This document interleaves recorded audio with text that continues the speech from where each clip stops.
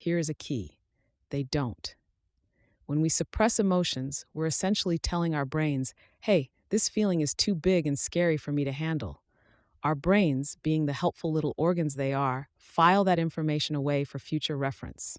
The next time that emotion pops up, our brain goes, oh, right, this is the scary one we can't handle. And boom, you've got yourself a trigger. This is where things get really interesting. And by interesting, I mean potentially problematic. These unprocessed emotions don't just sit there like lumps. They're more like those novelty prank cans of nuts, the ones with the spring-loaded snake inside. They're just waiting for the right moment to pop out and scare you. And pop out they will, often in ways that seem completely unrelated to the original emotion. Maybe you find yourself flying off and losing balance when your partner leaves dirty dishes in the sink. Or perhaps you burst into tears during a mildly sad commercial about fabric softener. Congratulations, you've just been ambushed by your own unprocessed emotions. But don't worry, intrepid emotional explorer, there's a way out of this maze, and it doesn't involve a ball of string, though it might feel like it at times. The key is learning to process these emotions properly, to listen to what they're trying to tell us, and to let them move through us instead of setting up permanent residence in our psyche. The emotional experiencing process is like a spa day for your psyche, but instead of cucumber slices and mud masks, you'll be using awareness, acceptance, and a hefty dose of self-compassion. First up, we need to create a safe space. It's about finding a quiet, comfortable spot where you won't be interrupted, your emotional processing chamber, if you will. This could be a cozy corner of your bedroom, a secluded spot in nature, or even your car parked in a quiet lot. The key is to feel secure enough to let your guard down. Once you've found your spot, it's time to get grounded.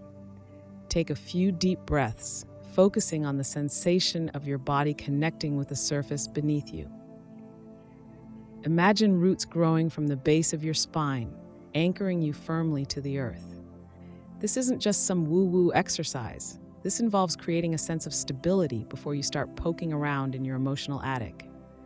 Now comes the fun part, identifying the emotion. This might sound easy, but for many of us, it's like trying to read a book in a language we barely understand. We might know we feel bad, but is it anger, sadness, frustration, fear? Take your time with this step. The more specific you can be, the better. Here's where things get physical. Once you've named the emotion, try to locate where you feel it in your body. Emotions aren't just abstract concepts floating around in our heads.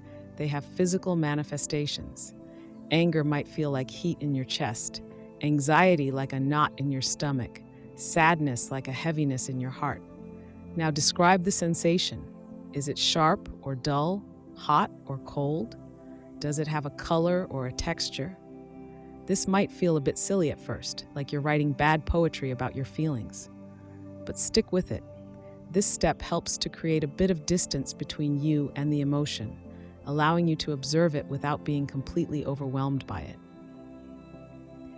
Emotions have physical manifestations in our bodies.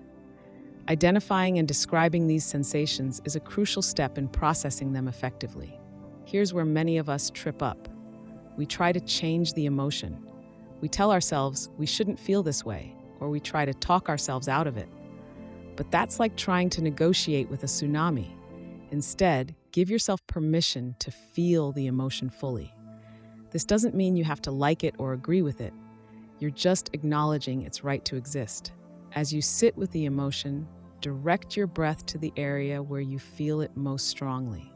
Imagine you're breathing into that space, creating room for the feeling to exist. I'm not talking about making the emotion go away. This involves creating a hospitable environment for it to move through you. Now, observe. Notice how the sensation shifts and changes as you continue to breathe and allow it. It might intensify before it starts to dissipate. It might move to different parts of your body. Stay curious about these changes, like a scientist observing a particularly interesting specimen. As you do this, pay attention to any thoughts, memories, or realizations that arise. Emotions often carry important messages or insights. Maybe that anger is telling you about a boundary that's been crossed. Perhaps that sadness is highlighting something you value that you've lost touch with. If you feel the need to express the emotion physically, go for it. Cry, shake, make sounds. This physical release can be incredibly cathartic and helps to move the emotion through your body. Stay with this process until you feel a sense of release or completion. This might take 5 minutes, or it might take an hour. There's no right or wrong amount of time. Trust your instincts on this one. Once you feel complete, take some time to reflect on what you've learned. How does this emotion relate to your life? What action, if any, does it suggest you take? This step is about integrating the experience, making sure you've squeezed every last drop of wisdom from this emotional orange. Finally, practice some self-compassion. Offer yourself some kindness for what you've just experienced. This isn't just feel-good fluff. It's an essential part of the process. It helps to create a sense of safety around experiencing emotions, making it more likely that you'll be willing to go through this process again in the future. To close out the process, take a few deep breaths and slowly bring your awareness back to your surroundings. Maybe stretch a bit, have a glass of water. Treat yourself like you've just run an emotional marathon, because in many ways, you have.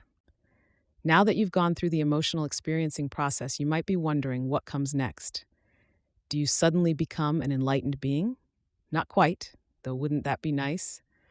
First off, don't be surprised if you feel a bit wrung out.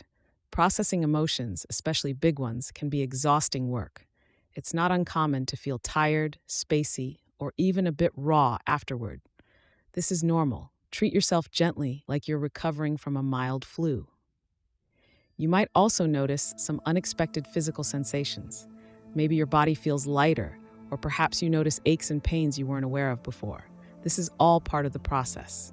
When we hold on to emotions, we often hold tension in our bodies. As we release those emotions, that physical tension can release too. On the flip side, you might feel a sense of relief or clarity. It's like finally putting down a heavy backpack you've been carrying for miles. You might have insights about situations in your life or suddenly see patterns you hadn't noticed before. Important tip: keep a journal of your experiences with the emotional experiencing process. Note any patterns, insights, or changes you observe over time. This can be invaluable for tracking your emotional growth and understanding your inner landscape. It's also worth noting that this isn't a one-and-done deal. Emotional processing is an ongoing practice, like brushing your teeth or remembering to water your. The more you do it, the more natural it becomes. And here's a fun little secret. As you get better at processing emotions, you might find that you actually start to welcome them, even the uncomfortable ones, because now, instead of being scary, overwhelming experiences, they become opportunities for growth and self-understanding. It's like turning your emotional thunderstorms into personal growth fertilizer. Now, I know what you're thinking. This all sounds great, but what if I'm not the sit quietly and breathe type? What if my idea of processing emotions involves more punching bags and less deep breathing? Fear not, my action-oriented friend. The beauty of the emotional experiencing process is that it's adaptable. The core principles remain the same: creating safety, identifying the emotion, feeling it in your body, allowing it to move through you. But how you apply those principles can vary. For the movers and shakers among us, try incorporating movement into your process. This could be anything from a brisk walk to dancing around your living room like no watching you.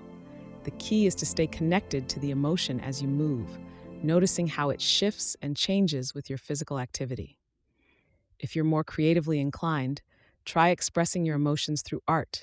Draw, paint, sculpt, or collage your feelings. Don't worry about creating a masterpiece. This isn't about artistic skill. This involves emotional expression. Let your feelings guide your hand and see what emerges. For the wordsmiths out there, writing can be a powerful tool for emotional processing. Try free writing about your feelings or penning a letter to your emotion. Poetry can be particularly effective for capturing the nuances of emotional experiences. And for those who process best through sound, try vocalizing your emotions.